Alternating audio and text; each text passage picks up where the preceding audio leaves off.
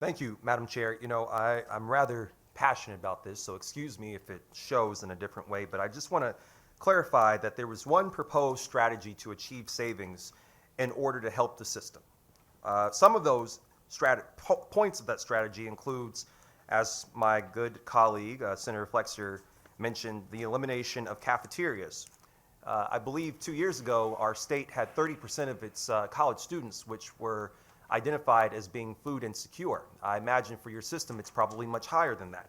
I want to move forward to the reduction of library hours. If I remember, there are students who cannot afford the books for their classes, so if they do go to the libraries to get the curriculum that they need for their classes in order to pass. I want to move forward to the closing of the fitness centers. If we don't talk about the wellness and health of our students, how the heck are we going to make sure that they're going to be best prepared for life?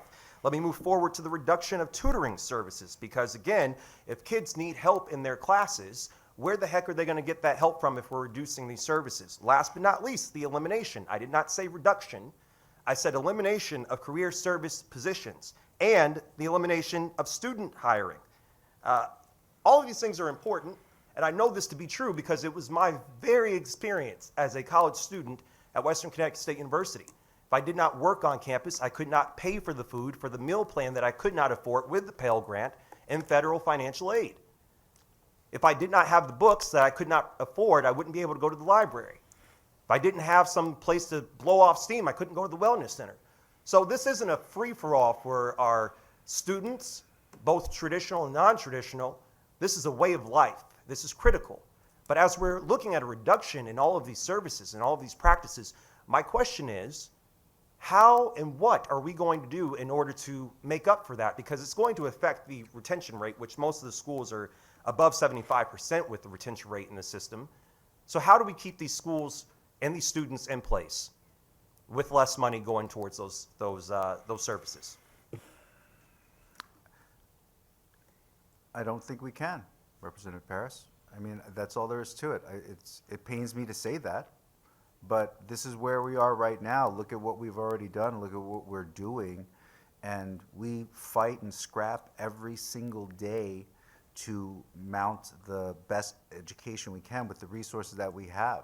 And I'm on campuses all the time, and what I like to do is I like to sneak around. I like to just walk around, although it's hard for a 6'2", 25-year-old. 25-year-old, That's right. 6'2" Asian man of my size to be discreet. But I look in the classrooms, I peek into the classrooms, I look at the facilities, I look up at the roof tiles, I look at the walls, I walk around the parking lots, because I want to see what our students see. I don't want to see the pretty shiny things on the tour. I want to see what our students see. And it makes me very sad. It makes me very sad that our faculty have to teach in certain conditions. It makes me very sad that our staff have to support our students in some of these conditions. And it makes me sad that our students, I fear, will begin to normalize that this is what they get. And ultimately, I fear that they're going to normalize this into what they deserve.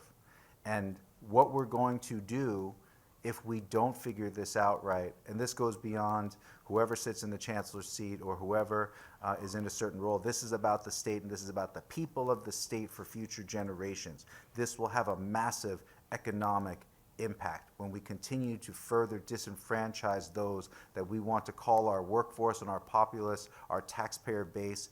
We will continue to exacerbate the inequities that exist right now, and it is going to only hurt our system more and more. I've said it over and over again, and I will continue to say it. An investment in CSCU is an investment in Connecticut. We are the professionals, we are the nurses, the manufacturers, the teachers, the innovators and entrepreneurs. Every single office you walk in every single corner of this state is populated by our alumni who are making a massive impact, yourself included, Representative Paris, of course, and over 36 state legislators and state leaders.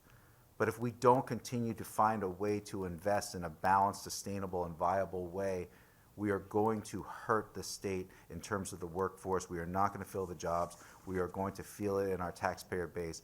And ultimately, that percentage, right now we're so proud that so many of our students, over 90% of our graduates, again, 12,000 people a year who get a degree or a credential from CSCU, over 90% of them will stay to live and work here in Connecticut.